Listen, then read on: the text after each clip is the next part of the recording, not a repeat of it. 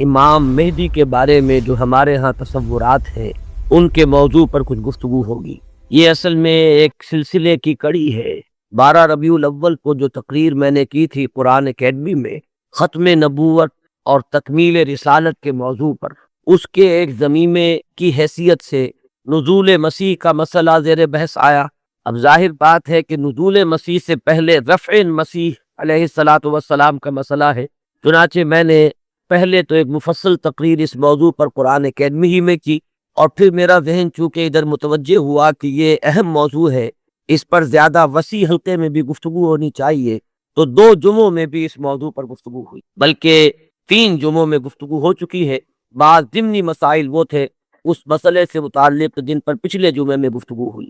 اب آج اسی ضمن میں چونکہ ایک مسئلہ جنہیں عام طور پر امام مہدی کہا جاتا ہے ان کا بھی، اور اس کا تعلق اس پہلو سے بھی ہے کہ آن جہانی غلام احمد قادیانی نے جہاں مسیح موعود ہونے کا دعویٰ کیا وہاں مہدی معبود ہونے کا دعویٰ بھی کی، اور ایک نہایت ضعیف روایت کا سہارا لے کر کہ لا مہدی الا عیسیٰ، انہوں نے اپنی ذات میں ان دونوں وعدوں کو جمع کر دی کہ جن احادیث میں حضرت مسیح علیہ السلام کے نزول کی خبر دی گئی ہے وہ بھی مسیح عیسیٰ ابن مریم نہیں بلکہ مسیح مسیح وہ میں، اور جن احادیث میں امام مہدی کے بارے میں اخبار ہیں وہاں بھی در حقیقت جس شخصیت کے ظہور کی پیشن گوئی کی گئی ہے وہ میں ہی ہوں۔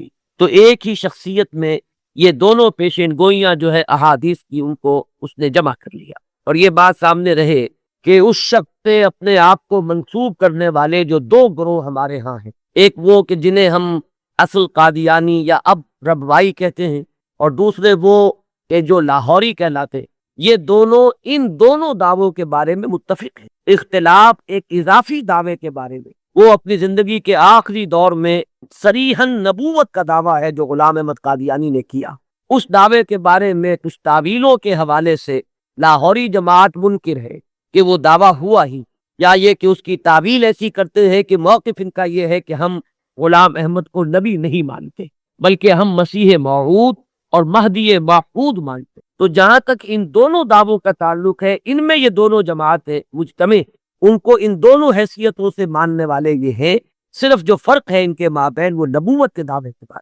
اب اس مسئلے پر اس تمہید کے بعد جو بات میں کرنا چاہتا ہوں جو اہم ترین ہے وہ یہ ہے کہ امام مہدی کا جو تصور ہمارے ہاں ہے اس میں ذہنوں میں بڑا انتشار ہے، کنفیوژن، اس لیے کہ 2 مہدی جمع ہو گئے۔ ایک تصور مہدی کا وہ ہے جو اہل تشیع کے ہاں ہے، اور ایک تصور مہدی کا وہ ہے جو اہل سنت کے ہاں۔ ان دونوں میں زمین و آسمان کا فرق، صرف ایک لفظی اشتراک نے، ایک نام کے مشترک ہونے نے ذہنوں کے اندر بہت سے مغالطوں کا جال جو ہے وہ پھیلا۔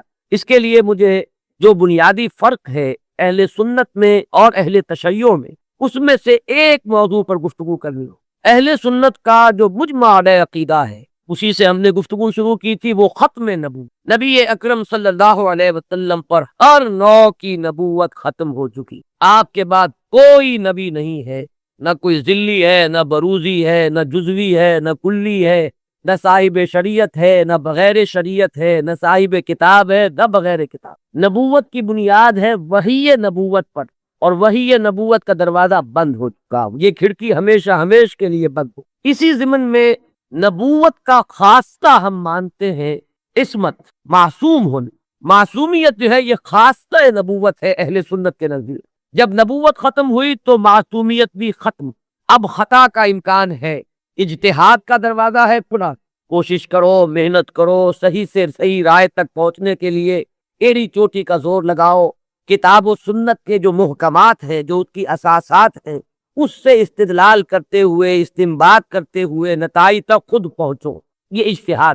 اس اجتہاد میں جہاں ثواب کا امکان ہے خطا کا بھی، ثواب یہاں سے والا ثواب نہیں، صاد والا ثواب، جس سے آپ بولتے صائب الرائے، وہ شخص کے جس کی رائے صحیح ہوتی، تو ثواب کا بھی امکان ہے کہ صحیح رائے تک انسان پہنچ جائے، اور خطا کا بھی احتمال ہے۔ یہ جو خطا کا احتمال ہے، اگر پوری نیک نیتی سے خطا ہوئی ہو، انسان کی اپنی نیت میں کوئی فساد نہ ہو، اس کے اپنے اندر کوئی اس کے ارادوں میں کجی نہ ہو، تو اگر خلوص اور اخلاص کے ساتھ ایک مجتہد غلطی کرتا ہے، خطا کرتا ہے، ہمارا موقف یہ ہے کہ اسے بھی اجر ملے گا، اکیرا اجر ملے گا۔ اس لیے کہ اجتہاد کا مادہ وہی جہد ہے، اس نے خلوص کے ساتھ محنت کی ہے، جد و جہد کی ہے، مطالعہ کیا ہے، غور و فکر کیا ہے، کتاب و سنت کی نصوص کو کھنالا ہے، اس نے ایک رائے قائم کی ہے۔ اس رائے کے قائم کرنے میں اگر وہ بربنائے طبع بشری کسی خطا کا مرتکب ہو گیا ہے تو یہ اس کے دسترس سے، اس کے اختیار کے دائرے سے باہر ہے، لہٰذا اسے اس کی محنت کا جو ثواب ضرور ملے۔ تو مجتہد مختی کے لیے اکیرا ثواب ہے، اور مجتہد مصیب یعنی جو ثواب تک پہنچ گیا، صحیح رائے تک پہنچ گیا، اس کے لیے دوہرا ہے۔ یہ معاملہ میں نے اس سے پہلے بھی ایک مرتبہ عرض کیا تھا کہ ہمارے ہاں اتنا قطعی کہ ہمارے نزدیک حضرت ابو بکر بھی معصوم نہیں ہے، حالانکہ بالاتفاق وہ سب سے افضل ہے پوری نوع انسانی میں انبیاء کے بعد، افضل البشر بعد الانبیاء بالتحقیق، صرف اس امت میں نہیں، کل نوع انسان۔ جیسے کہ محمد الرسول اللہ صلی اللہ علیہ وسلم تمام انبیاء سے، تمام رسولوں سے افضل ہے، اسی طرح آپ کی امت کے جو صدیق اکبر ہیں وہ تمام امتوں کے صدیقین سے افضل ہے۔ افضل البشر بعد الانبیاء بالتحقیق ابو بکر صدیق رضی اللہ تعالی۔ اب آپ سوچئے، ہماری یہ رائے ہے، کسی کی ہو یا نہ ہو اس سے اس وقت سروکار نہیں تھے، ہماری یہ رائے ہے، اور پھر بھی ہم کہتے ہیں کہ ابو بکر بھی خطا سے محفوظ نہیں، معمول نہیں، ان سے بھی خطا کا امکان ہے، وہ معصوم نہیں ہے۔ عصمت جو ہے وہ خاصہ نبوت ہے، وہ محمد کے ساتھ ختم ہو گئی صلی اللہ علیہ وسلم۔ ابو بکر سے خطا ہو سکتی ہے، عمر سے ہو سکتی ہے، عثمان سے ہو سکتی ہے، علی سے ہو سکتی ہے، ہر شخص سے ہو سکتی ہے۔ اگر ان چار سے ہو سکتی ہے تو بقیہ پوری نوع انسانی تا قیام قیامت جو آنے والی ہے ان میں کوئی ان سے افضل نہیں ہو سکتا، بات اب۔ لیکن اہل تشیع کا عقیدہ یہ ہے کہ نبوت کا دروازہ تو بند ہوا ہے، لیکن اس کے بعد امامت معصومہ کا ایک سلسلہ چل رہا ہے، اور یہ امامت معصومہ اہل بیت میں ہے۔ نبی اکرم صلی اللہ علیہ وسلم کی جو اولاد حضرت فاطمہ رضی اللہ تعالی عنہا سے چلی ہے، یہ اس میں امامت معصومہ کا ایک سلسلہ ہے کہ جو چل رہا ہے۔ تو آپ اچھی طرح جان لیجئے کہ ہمارے نقطۂ نگاہ سے تو وہ بھی ایک جزوی نبوت ہو گئی، جہاں خاصہ عصمت آ گیا، نبوت کا ایک جز آ گیا۔ تو ہمارے اور ان کے درمیان جو سب سے اہم اختلاف یہ کہ صحابہ میں افضل کون ہے، یہ معاملہ تو کچھ لوگوں کے اپنے ذوق کا بھی ہو سکتا ہے، مزاج اور استاد کا بھی ہو سکتا ہے۔ ظاہر بات ہے کہ پسند ناپسند پر تو انسان تو اختیار بھی نہیں ہوتا۔ میں نے کئی مرتبہ عرض کیا کہ ایک ہی پودا ہے گلاب کا، اس پر پھول کھلے ہوئے ہیں، آپ کو کوئی ایک پھول زیادہ پسند آیا، آپ نے اس کو لے لیا، اور آپ بتا بھی نہیں سکیں گے کہ اس میں آخر سبب کیا ہے، آپ نے دوسرے پھولوں کو چھوڑ کر اسے کیوں منتخب کیا۔ تو یہ معاملہ اتنا بنیادی نہیں ہے، اگرچہ ہمارے نزدیک صحابہ کرام میں افضلیت کا ایک پیٹرن ہے، اور وہ معین کہ پوری امت میں افضل ترین 4 خلفاء ہیں، اور ان میں ترتیب فضیلت جو ہے وہ ترتیب خلافت کے مطابق ہے۔ ابو بکر ہیں، عمر ہیں، عثمان ہیں، پھر علی، ان کے بعد وہ 6 ہیں عشرہ مبشرہ میں، ان کے بعد اصحاب بدر، ان کے بعد اصحاب شجرہ، ان کے بعد تمام صحابہ ہیں، اور ان کے بعد پھر اب سلسلہ جو ہے وہ چلتا جائے گا۔ آگے بات میرٹ پر ہوگی، شخصی میرٹ پر، لیکن یہاں جو ہے معاملہ شخصی میرٹ کا نہیں ہے، یہاں تو معاملہ جو ہے معین ہے کہ یہ سیریاں ہیں۔ تو یہ ہے ہمارا ایک موقف، لیکن میں پھر بھی عرض کروں گا کہ اس کو میں کوئی اہم عقیدے کی بات نہیں کہتا، یہ ایک ذوق کا معاملہ بھی ہو سکتا ہے۔ یہاں تک کہ امام الہند حضرت شاہ ولی اللہ دہلوی رحمۃ اللہ علیہ نے ایک بڑی عجیب بات لکھی، وہ یہ لکھتے ہیں کہ اگر میری طبیعت کو اس کے آزاد رجحان پر چھوڑ دیا جائے تو وہ فضیلت علی کی طرف زیادہ مائل ہے۔ کتنی سچی بات کہی ہے کہ میرے ذاتی رجحان کو، میری طبیعت کو، ایک ہے میرا ذوق، اگر اسے آزاد چھوڑ دیا جائے تو وہ کچھ فضیلت علی کی طرف زیادہ اس کا رجحان ہے، وہ زیادہ قائل ہے، لیکن مجھے حکم ہوا ہے کہ میں فضیلت کا اقرار کروں ابو بکر اور عمر اور عثمان۔ اب یہ ہے مقام، یہ جامعیت ہے، یہ توازن ہے، لہذا میں عرض کروں گا کہ اس مسئلے کو میں پھر بھی ثانوی کہوں گا، دوسرے درجے میں، لیکن یہ جو بنیادی بات ہے یہ بہت بڑا اختلاف ہے، اور ہمارے اعتبار سے تو در حقیقت یہ ایک جزوی نبوت ہے کہ جس کے قائل ہے ہمارے یہ بھائی جو اپنے آپ کو اہل تشیع۔ بہرحال ان کا بھی آگے سلسلہ، یہاں معلومات کے لیے بھی بات ہے کہ ذہن میں رہنی چاہیے، ہمیں اکثر و بیشتر بڑی بنیادی باتیں بھی اپنی تاریخ کی معلوم نہیں۔ ہم تو کہ سنی ہیں، سنیوں کے اختلافات تو ہم خوب جانتے ہیں، لیکن یہ کہ اہل تشیع میں اختلاف آگے کیا ہوئے ہیں اکثر و بیشتر ہمارے علم میں نہیں۔ ان کا جو یہ معصوم امامت کا سلسلہ ہے، حضرت علی، حضرت حسن، حضرت حسین، حضرت حسین کے صاحبزادے حضرت علی بن حسین جنہیں امام زین العابدین کے نام سے پکارا جاتا، پھر ان کے بیٹے ہیں محمد باقر، ان کے بیٹے ہیں جعفر جن سے فقہ جعفری چل رہی ہے۔ یہ 6 امام تو ان کے ہاں متفق علیہ، ان میں تو یہ جو شاخ چلی ان میں کوئی اختلاف نہیں ہے کہ یہ سب کے نزدیک ان میں متفق علیہ ہے ان کی امامت، اور یہ سب امام معصوم شمار ہو۔ لیکن 7ویں امام پر آ کر ان کے ہاں ایک تقسیم ہو گئی۔ بڑے بیٹے اسماعیل تھے تو ان سے ان کے ماننے والے اسماعیلی کہلائے۔ اختلاف ہوا کہ اب امامت جو ہے حضرت جعفر صادق کی اولاد میں سے کس کی طرح منتقل ہوئی، اختلاف ہوا۔ بڑے بیٹے کے ماننے والے یہ کہلائے اسماعیلی، اور چھوٹے بیٹے سے جو چلا وہ پھر مسئلہ وہی چل رہا ہے۔ ان کے پھر مزید 6 امام ہیں، جن میں سے 11ویں امام جو ہے ان کے بارے میں ایک تو تاریخ کی روایت یہ ہے کہ وہ لا ولد فوت ہو گئے، اور ایک روایت جو اہل تشیع کے ہاں ہے وہ یہ ہے کہ ایک بچہ ان کے ہاں ہوا تھا جس کو انہوں نے اخفاء سے کہیں بھیج دیا باہر، اندیشہ یہ تھا کہ حکومت وقت اس کو قتل نہ کرائے۔ وہ ہے ان کے تصور میں امام مہدی، وہ جن کو بچا لیا گیا تھا وہ کہیں کسی غار میں روپوش ہے، اور وہی ہے آخری زمانے کے قریب ان کا ظہور ہوگا۔ وہ زندہ ہے، غار میں موجود ہے، ان کا ظہور ہوگا، وہ امام المہدی ہے۔ اور ان کے آنے کے بعد پھر یہ مسلک بھی ظاہر بات ہے کہ اسلام ان کے نزدیک تو وہی ہے جسے وہ اسلام کہہ رہے ہیں، یعنی شیعیت جسے ہم کہتے ہیں، اس مسلک کی بھی فتح ہوگی، اور یہی اسلام جو ہے پھر پوری دنیا کے اوپر چھا جائے گا۔ انہیں قائم آل محمد بھی ان کے ہاں کہا جاتا۔ تو یہ ہے تصور امامت کا اور امام مہدی کا شیعہ حضرات کے۔ چونکہ درمیان میں نے بات آپ کو ایک بتائی تھی کہ 7ویں امام پر آ کر اختلاف ہوا ہے، تو جو بڑے بیٹے اسماعیل سے جو سلسلہ چلا وہ بھی کچھ عرصے کے بعد 2 حصوں میں تقسیم ہو گیا۔ ان میں سے ایک حصہ ابھی چل رہا ہے کہ وہ امامت نسلاً بعد نسل چلی آ رہی ہے، وہ تو ہمارے ہاں کے یہ اسماعیلی ہیں۔ یہ اسماعیلی اس وقت تو ان کے امام ہیں، آغا خان تھے، آغا خان کے پوتے اب ان کے امام ہیں، اب کریم آغا خان، یہ ان کے نزدیک امام معصوم ہیں، ان سے کسی خطا کا امکان ہی نہیں۔ سر سلطان محمد خان جو آغا خان تھے ان کے تو یہ الفاظ بھی منقول ہوئے ہیں کہ جب میں شراب پیتا ہوں تو شراب جب میرے ہونٹوں کو مس کرتی ہے تو پاک ہو جاتی، یعنی یہ امام معصوم تو وہ شے ہے کہ جس سے کوئی ناپاک چیز چھوئے گی تو پاک ہو جائے گی۔ جیسے وہ تصور ہے کہ ایک چیز، ایک پتھر کوئی ایسا بھی ہے کہ جس کو وہ چھو لے وہ سونا بن جاتا ہے، تو اسی طریقے سے یہ امامت معصومہ کیا ہے اس کا تصور کیجئے۔ تو جو ایگزیکٹ لائن ہے امامت کی وہ تو در حقیقت ان کے ہاں ہے کہ وہ امامت معصومہ کا تصور جو ہے بغیر کسی سلسلے کے ٹوٹے ہوئے وہ چلا آ رہا ہے ہمارے ہاں، جن کو ہم آغا خانی کہتے ہیں، اسماعیلی کہتے ہیں، ان کے ہاں۔ ان کے ہاں دوسری شاخ وہ ہی تھی کہ اس میں بھی آگے چل کر امام غائب ہو گیا، وہ دوسرا امام ہے غائب۔ تو ایک امام غائب تو وہ ہے جنہیں امام المہدی کہا جاتا ہے، وہ ہمارے ہاں کے جو عام شیعہ حضرات ہیں جنہیں اثنا عشری شیعہ کہتے ہیں، یعنی 12 اماموں کے ماننے والے۔ ایک وہ جو شاخ اوپر والی ہے اس کو شش امامیہ کہتے ہیں، یعنی 6 اماموں تک تو متحد آئے، اس کے بعد 6 کے بعد 7ویں امام پر ایک شاخ نکل گئی، تو وہ شش امامیہ کہلاتے ان کے نزدیک، اور خود کو یہ کہتے اثنا عشری۔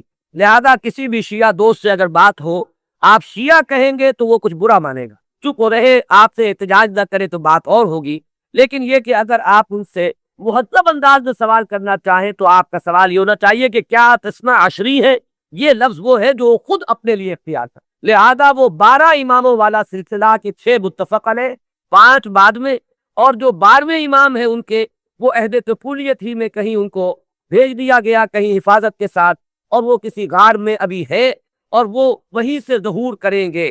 لہذا یہ جو اصل شیعیت ہے ان کا امام غائب ہے، اور یہ اس کے انتظار میں ہے کہ وہ آئیں۔ ایک حالت منتظرہ جو ہے اس شیعیت پر یہ چلی آ رہی۔ اس میں یہ بھی بتا دوں، یہ بھی دلچسپی کی بات ہے کہ حال ہی پہ ایک بہت بڑا انقلابی قدم اٹھایا ہے خمینی نے یہ فلسفہ پیش کیا اور اس کو قبول حاصل ہو گیا ایران میں کہ یہ جو ہم امام منتظر کے انتظار میں رہیں گے اور کچھ نہیں کریں گے تو یہ تو بہت غلط معاملہ ہے کہ آنے والا ہی آئے گا تو کچھ ہوگا، ہم تو کچھ کر نہیں سکتے۔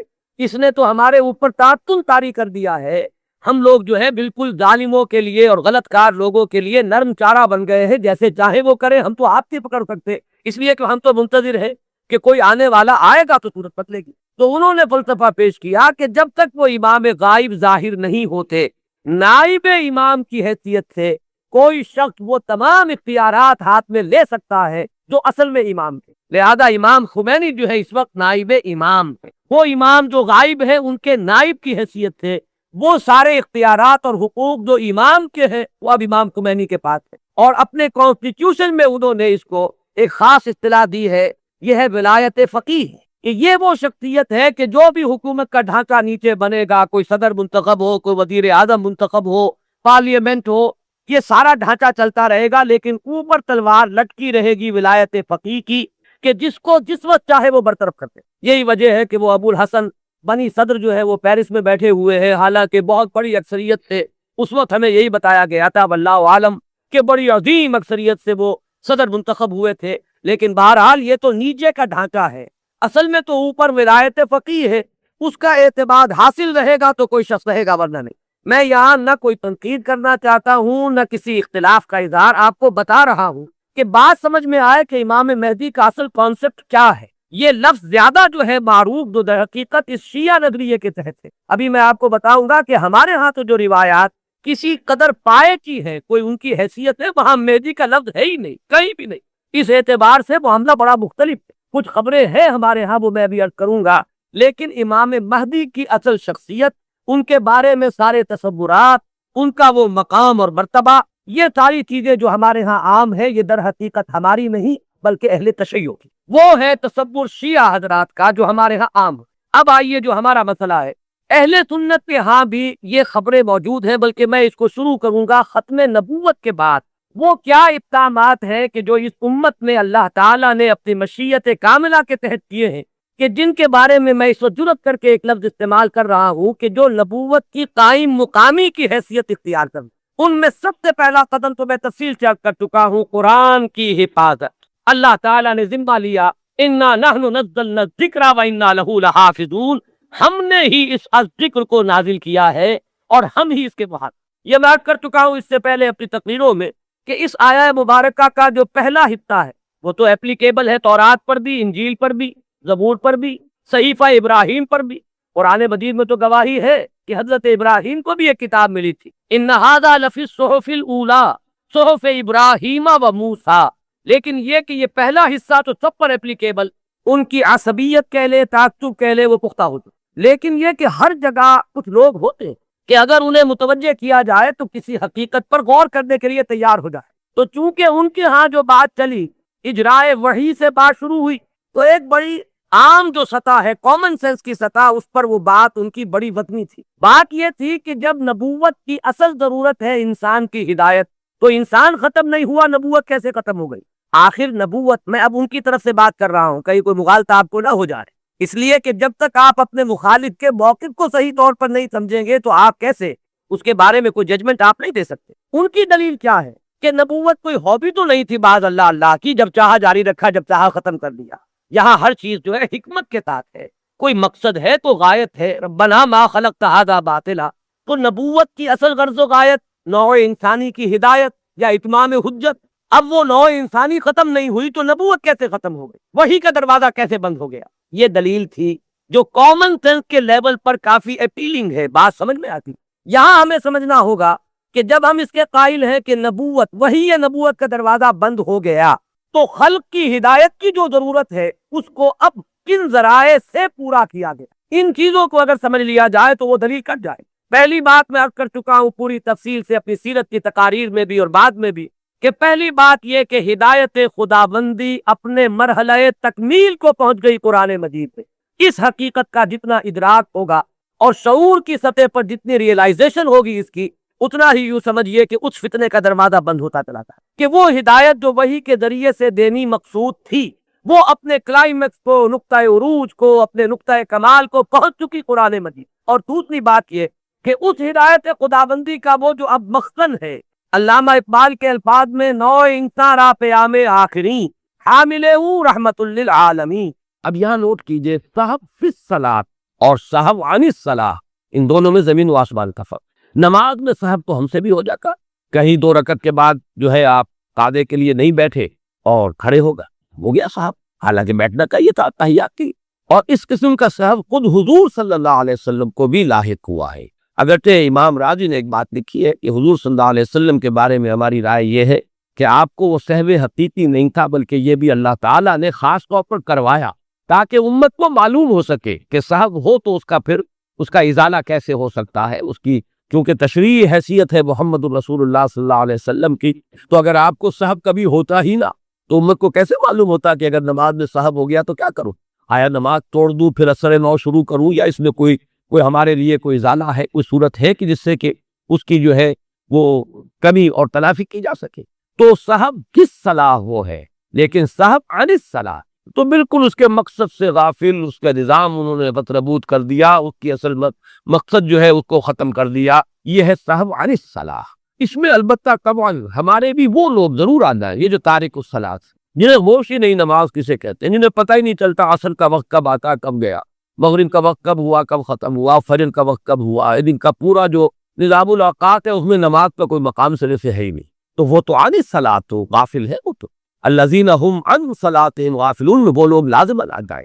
لیکن سہو فی الصلاۃ، نماز آپ پڑھ رہے ہیں لیکن وہاں کہیں بھول ہو گئی، وہ بالکل مختلف شے ہوگی، لیکن غافل ہو جانا، مطلقاً تارک ہو جانا، یا پڑھنا تو گردے ڈان پڑھنا، اس کی کوئی التزام نہ کرنا، اس کی پابندی نہ کرنا، یا وقت گزار کر پڑھنا، بالکل آخری وقت میں ایسے ایک حدیث میں الفاظ آئے ہیں کہ وہ شخص وہ جو آخری وقت تک انتظار کرتا ہے، یعنی عصر کی نماز پڑھنے میں، یہاں تک کہ جب سورج غروب ہونے لگتا ہے اور شیطان کے دو سینگوں کے مابین آ جاتا ہے تب وہ ٹھونگے مار لیتا ہے، جیسے کہ مرغا جو ہے وہ ٹھونگ مارتا ہے جب وہ کوئی دانہ چگتا ہے، تو ایسے اس کا سجدہ ہوتا ہے، ٹھونگے مار کر اور نماز پڑھ لیتا ہے۔ یہ نماز حقیقت میں نماز نہیں، جیسے کہ ایسے ہی شخص کو ایک حضور نے دیکھا تھا، تو دیکھا اس نے جس طریقے سے سجدہ نہیں صحیح کیا، تعدیل ارکان نہیں تھی، تو آپ نے فرمایا صلی فإنک لم تصلی، جاؤ نماز پڑھو، تم نے نماز نہیں پڑھی۔ اس غریب کو پتہ نہیں تھا، ایسی نماز کہیں سیکھی ہوگی، کوئی بدوی اعرابی ہوگا، وہ پھر آیا، اس نے پھر ویسی نماز پڑھ دی، حضور نے پھر دیکھا، پھر فرمایا صلی فإنک لم تصلی، یہ نماز نہیں پڑھی تم نے، جاؤ نماز پڑھو۔ تیسری مرتبہ پھر یہی ہوا، پھر اس نے آخر ہاتھ جوڑ دیے کہ حضور مجھے بتائیں کیسے نماز پڑھوں، تب آپ نے وضاحت کی کہ یہ ہے ہر رکن کو صحیح صحیح ادا کرو، سکون کے ساتھ، وقار کے ساتھ سجدے میں جاؤ، تو جب تک تمہاری کمر سیدھی نہ ہو جائے یا پرسکون نہ ہو جاؤ، اٹھنا نہیں ہے، بیٹھنا ہے تو پھر کمر سیدھی ہو جائے، بالکل سکون کی کیفیت آ جائے، پھر جو ہے دوسرا سجدہ ہوگا۔ اسی طرح رکوع کا معاملہ ہے، رکوع سے اٹھنے کا معاملہ ہے۔ کیا نماز کے دوران قرآنی و مسنون دعائیں پڑھی جا سکتی ہیں؟ اصل میں نوافل میں تو آپ یہ کر سکتے ہیں، فرائض میں اگر ان چیزوں کا اضافہ کریں گے تو اس سے ہیئت کے بدلنے کا اندیشہ ہے۔ فرائض کو ان کی اسی اصل حالت میں رکھیے، البتہ نوافل میں دعائیں مانگے۔ البتہ قرآنی دعا جو ہے وہ اگر بدلی ہوئی الفاظ کی شکل ہو جائے تو دوسری بات ہے، ورنہ وہ سجدے اور رکوع میں نہیں مانگی جا سکتی۔ رکوع اور سجدے میں قرآن مجید کی آیت نہیں پڑھی جا سکتی۔ ہاں کھڑے ہوئے آپ پڑھیں، قومے میں پڑھیں، جب آپ رکوع کے ساتھ کے بعد اٹھتے ہیں اس میں کریں، یا دونوں سجدوں کے درمیان بیٹھ کر کریں، تو اس میں یہ کہ قرآنی دعائیں بھی انسان پڑھ سکتا ہے۔ اگر پڑھی جا سکتی ہیں تو کہاں کہاں، یعنی سجدہ اور رکوع یا قیام وغیرہ میں پڑھی جا سکتی ہیں۔ میں نے عرض کیا نا کہ سجدہ اور رکوع میں نہیں، قرآنی، البتہ عام دعا آپ مانگ سکتے ہیں، اللہم اغفر لی وارحمنی، اللہم اغفر لی وارحمنی، آپ یہ دعائیں کیجئے، سجدے میں پڑھے ہوئے جتنی چاہے تو آپ کریں، رکوع میں کریں، لیکن یہ کہ جو قرآنی دعا ہوگی ربنا آتنا فی الدنیا حسنۃ وفی الآخرۃ حسنۃ وقنا، یہ سجدے میں یا رکوع میں نہیں، یہ آپ صرف قومے میں یا دونوں سجدوں کے درمیان۔ کیا قرآنی اور مسنون دعاؤں کے علاوہ بھی نماز میں دعائیں مانگی جا سکتی ہیں؟ کیا اردو میں بھی نماز میں دعائیں مانگی جا سکتی ہیں؟ میرا یہ خیال ہے کہ اس سے اجتناب مناسب ہے، میں اگرچہ اس کے بارے میں کوئی حکم نہیں لگا رہا ہوں، لیکن یہ مناسب نہیں ہوگا۔ ویسے یہ ہے کہ نماز کے علاوہ آپ کو کس نے روکا دعا سے؟ دعا 24 گھنٹے مانگیے، ہر وقت مانگیے، لیٹے ہوئے مانگیے، بیٹھے ہوئے مانگیے، کھڑے ہوئے مانگیے، باوضو مانگیے، بے وضو مانگیے، جیسا چاہے مانگیے، دعا مانگنے میں تو کوئی رکاوٹ نہیں ہے، لیکن نماز میں ذرا اسی کا اہتمام کرے۔ جس کے لیے فرمایا ایک حدیث میں، وہ جو 7 قسم کے انسان ہیں جن کو اللہ قیامت کے دن خاص اپنے عرش کے سائے تلے جگہ ہو، ان میں سے ایک وہ بھی ہے، رجل ذکر اللہ خالیا ففاضت عیناہ، تخلیے میں، علیحدگی میں، خاموشی سے جب وہ بیٹھا ہوا تھا، اس نے اللہ کو یاد کی اور اللہ کی محبت اور اللہ کی خشیت سے اس کی آنکھوں سے آنسو بہے۔ یہ اللہ کا ہجر ہے، یہ جو زندگی ہے یہ اللہ سے ہمارے ایک ہجر کا ذریعہ ہے، پردہ پڑا ہوا ہے ہمارے رب کے، غیب کا وہاں پردہ پڑا ہوا۔ اسی لیے آپ نے دیکھا حضور پر کہ جب کیفیت تھی اللہم فی الرفیق الاعلیٰ، بس اب مجھے اس دنیا سے کوئی غرض نہیں ہے، رفیق اعلیٰ اللہ تعالی، اللہم فی الرفیق الاعلیٰ۔ اب تو بس یہ جو بھی، حالانکہ حضور کے لیے تو اس دنیاوی زندگی کے بھی حضور ہی تھی، آپ فرماتے ہیں ابھی تو ادھر ربی، میں رات گزارتا ہوں اپنے رب کے پاس، وہ یطعمنی ویسقین، وہ مجھے کھانا کھلاتا پلاتا. اس لیے کہ جب آپ روزے رکھتے تھے 2 دن کا روزہ 3 دن کا روزہ، تو شام کو افطار نہیں کیا، بلکہ وہی روزہ رات میں بھی چل رہا ہے، اگلے دن شروع ہو گیا وہ روزہ چل رہا ہے 2 دن 3 دن، اس کو صوم وصال کہتے ہیں. صحابہ کو آپ نے سختی سے روک دیا، مت ہرگز. یہ بول کا حضور آپ کرتے ہیں، آپ ہمیں کیوں روک رہے ہیں؟ فرمایا ایکم مسکی، تم میں سے کون ہے مجھ جیسا؟ ابھی تو اندر ربی، میں تو اپنے رب کے پاس رات گزارتا ہوں. وہ یطعمنی ویسقین، وہ مجھے کھانا کھلاتا ہے پلاتا. اب وہ کیا کھانا ہے کیا پلانا ہے اور اللہ جانے اس کا، ہم تو اس کا تصور نہیں کر سکتے. یہ معاملہ جو ہے اللہ تعالیٰ کے ساتھ وہ محبت، وہ لگاؤ، وہ تعلق. تو اگرچہ زندگی میں بھی حضور کا حضور کے اور اللہ کے درمیان کوئی حجاب نہیں تھا، جیسے حجاب ہمارے ویسا تو نہیں تھا، جو بھی باریک سا پردہ تھا وہ بھی اب دوبارہ نے اللہم فی الرفیق الاعلی، اب تو اللہ تعالیٰ ہی سے جو رفیق ہے، بلند رفیق. اسی لیے کہا اقبال نے نشان مرد مومن باک گویم جو مرد تبسم بدلبے. مرد مومن کی نشانی یہی ہے کہ جب موت آ گئی اس کے چہرے پر تبسم. موت در حقیقت اپنے محبوب سے وصال کا دروازہ ہے، اپنے محبوب سے ملاقات کا دروازہ. لہذا موت کے خوف کا تو سوال نہیں ہوتا.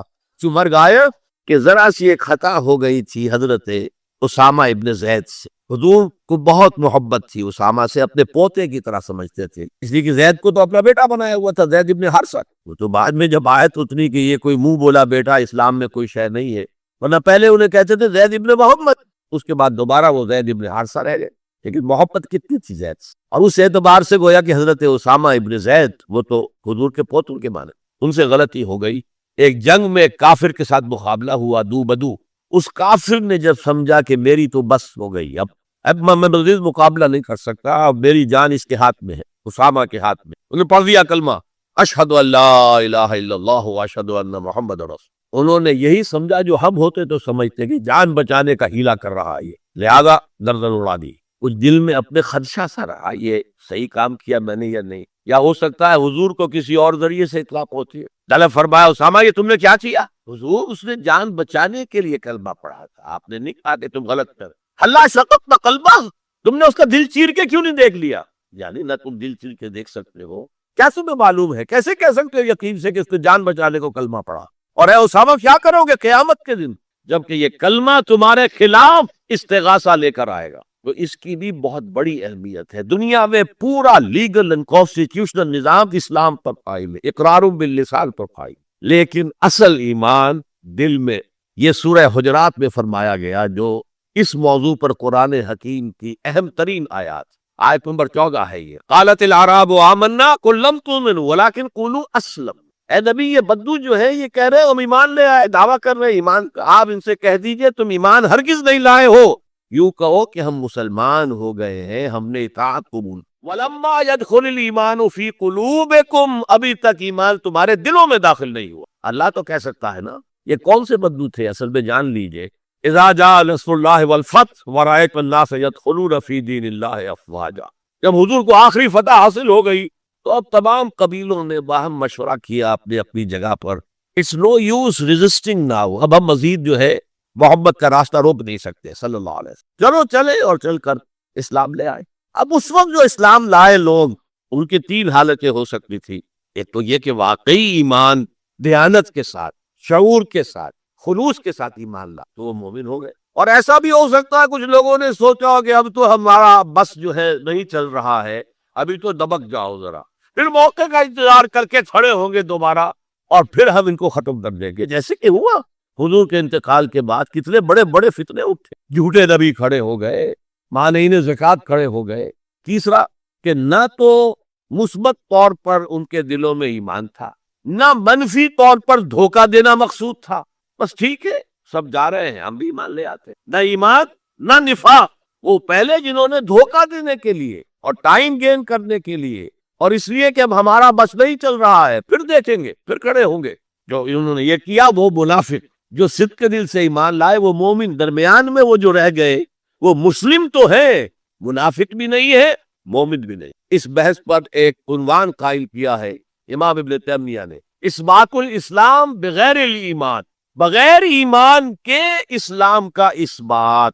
اس لیے کہ جب قرآن یہ کہہ رہا ہے قالت الاعراب آمنا قل لم تؤمنوا ولكن قولوا اسلمنا ولما يدخل الايمان في قلوبكم، لیکن اگر تم اللہ اور اس کے رسول کی اطاعت کرتے رہے تو ہم تمہارے اعمال میں سے کچھ کمی نہیں کریں۔ اس کا مطلب کیا ہوا؟ منافق تو نہ ہوئے، اگر منافق ہوتے تو منافق کا تو کوئی عمل قبول نہیں، لہذا نہ مومن نہ منافق بلکہ مسلم، صرف مسلم۔ آج کے مسلمانوں کا آپ اگر جائزہ لیں، تجزیہ کریں، عظیم اکثریت 1,00,000 میں سے 99,999 اس کیٹیگری میں فال کرے۔ ایمان کہاں ہے؟ یقین کہاں ہے؟ ہر شخص اپنے گریبان میں جھانکے مرنے کے بعد جی اٹھنے کا یقین ہے؟ کیا یقین ہے کہ اصل زندگی آخرت کی زندگی ہے؟ وَإِنَّ الدَّارَ الْآخِرَةَ لَهِيَ الْحَيَوَانُ، یقین ہے کہ یہ قرآن اللہ کا کلام ہے۔ سورہ واقعہ کی آیات، أَفَبِهَذَا الْحَدِيثِ أَنْتُمْ مُدْهِنُونَ وَتَجْعَلُونَ رِزْقَكُمْ أَنَّكُمْ تُكَذِّبُونَ، تم اپنے عمل سے قرآن کی تکذیب کر رہے ہو، کہتے تھے ہو قرآن اللہ کا کلام ہے، ہمارا عقیدہ ہے، اللہ نے سود کو حرام کیا، تم سودی کاروبار کر رہے ہو۔ ما آمن بالقرآن من استحل محارمہ، کوئی ایمان نہیں ہے قرآن پر اس شخص کا جس نے اللہ کی حرام کردہ شے، قرآن کی حرام کردہ شے کو اپنے لیے جائز ٹھہرا لیا۔ تو یہ ایمان ہے اصل میں وہ شے جو دل میں داخل، چنانچہ یہاں تو نفی کی گئی نا اس کی، تم اپنے آپ کو مسلمان کہہ سکتے ہو، مومن نہیں۔ لیکن صحابہ کرام جو سچے اور پکے مومن تھے ان کے بارے میں کیا فرمایا؟ وَلَٰكِنَّ اللَّهَ حَبَّبَ إِلَيْكُمُ الْإِيمَانَ وَزَيَّنَهُ فِي قُلُوبِكُمْ، اللہ نے تمہارے نزدیک ایمان کو محبوب کر دیا ہے اور اسے تمہارے دلوں کے اندر کھما دیا ہے، مزین کر دیا ہے، منور کر دیا ہے تمہارے دلوں کو۔ دل کا ایمان یہ ہے اصل ہی، اور اصل ایمان کی تعریف کیا ہے پھر؟ دیکھیے کس قدر نیچرل سیکوینس ہے، منطقی بات ہے۔ یہ بدو کہہ رہے ہم ایمان لے آئے، نبی کہہ دیجیے تم ایمان ہرگز نہیں لائے ہو، ما عمل تم نہیں آیا ہے، لم تؤمن، یہ تاکید کے لیے ہوتا، بہت تاکید، ہرگز ایمان نہیں لائے، ولیکن قولوا اسلمنا، بلکہ کہو کہ ہم اسلام لے آئے ہیں، ہم نے اطاعت قبول کر، ولما يدخل الايمان في قلوبكم، ابھی تب ایمان تمہارے دلوں میں داخل نہیں آیا۔ وَإِن تُطِيعُوا اللَّهَ وَرَسُولَهُ لَا يَلِتْكُم مِّنْ أَعْمَالِكُمْ شَيْئًا إِنَّ اللَّهَ غَفُورٌ رَحِيمٌ، اس حالت میں بھی اگر تم اللہ اور اس کے رسول کی اطاعت کرتے رہو گے تو یہ اللہ تعالیٰ چونکہ غفور اور رحیم ہے، یہ رعایت کرے گا کہ تمہارے اعمال کو تسلیم کر لے گا اور اس کے اجر سے تمہیں محروم نہیں کر۔ لیکن اصل سیکوینس جو میں بتا رہا تھا، اب اس آیت کے نتیجے میں سوال پیدا ہو گیا نا، ڈیفائن ایمان، tell us what is ایمان، we want to be accepted as مومنس، تو بتایا جائے ایمان کیا ہے، اس کے تقاضے کیا ہے۔ کانٹیکسٹ کے اعتبار سے یہ قرآن مجید کی اہم ترین آیت ہے، ایمان کو ڈیفائن کر دیں۔ انما المؤمنون الذین آمنوا باللہ ورسولہ ثم لم یرتابوا وجاہدوا باموالہم وانفسہم فی سبیل اللہ، مومن تو صرف وہ ہیں جو ایمان لائے اللہ پر، اس کے رسول پر، پھر شک میں ہرگز نہیں پڑے، یقین کی کیفیت ہو گئی۔ ابھی آپ نے سورہ تکاثر سنی تھی، عین الیقین، علم الیقین، ایک تیسرا درجہ اور ہے حق الیقین۔ یقین کے بھی 3 درجے ہیں، معمولی بات نہیں۔ ایک ہے حدیث میں جسے کہا گیا احسان، حضرت جبرائیل نے حضور سے پوچھا اخبرنی عن الاحسان، آپ نے فرمایا ان تعبد اللہ، ایک روایت میں ان تعبد للہ ہے، تیسری روایت میں ان تخشى اللہ کانک تراہ فإن لم تکن تراہ فإنہ یراک۔ احسان یہ ہے کہ تم اللہ کی عبادت کرو یا اللہ کے لیے عمل کرو، بھاگ دوڑ کرو، یا اللہ کا خوف تمہارے دلوں میں ہو، اس طرح گویا کہ تم اللہ کو اپنی آنکھوں سے دیکھ رہے، یہ احسان، یقین کا وہ درجہ۔ تو انما المؤمنون الذین آمنوا باللہ ورسولہ ثم لم یرتابوا، پھر انہوں نے شک ہرگز نہیں کی، وجاہدوا باموالہم وانفسہم فی سبیل اللہ، اور پھر جہاد کیا انہوں نے اپنے مالوں کے ساتھ، اپنی جانوں کے ساتھ اللہ کی راہ۔ یہ ذرا تفصیل طلب مسئلہ ہے، جہاد سے مراد کیا ہے، کسی اور موقع پر انشاءاللہ اس پر روشنی ڈالوں گا۔ لیکن اس وقت موضوع کے اعتبار سے کیا بات تھی کہ ایمان کے 2 درجے ہیں، ایک ایمان قانونی ہے جو اقرار باللسان پر مبنی، ایک ایمان حقیقی ہے جو قلبی یقین سے عبارت ہے۔ اب ایک نیا مسئلہ سامنے آتا ہے، آیا اعمال ایمان کا حصہ ہیں یا ایمان پر مستزاد کوئی حقیقت ہے اعمال صالحہ؟ کیونکہ اگلی شرط کیا ہے، وَعَمِلُوا الصَّالِحَاتِ إِلَّا الَّذِينَ آمَنُوا وَعَمِلُوا الصَّالِحَاتِ۔